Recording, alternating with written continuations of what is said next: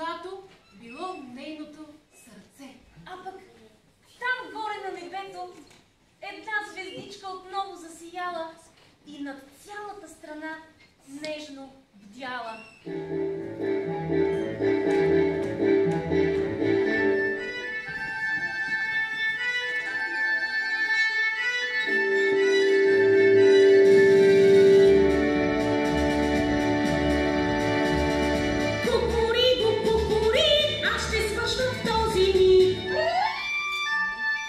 Обещавам ви сега, скоро с нови приказки да ви зарадвам. Пляскам весело с птица и ви казвам: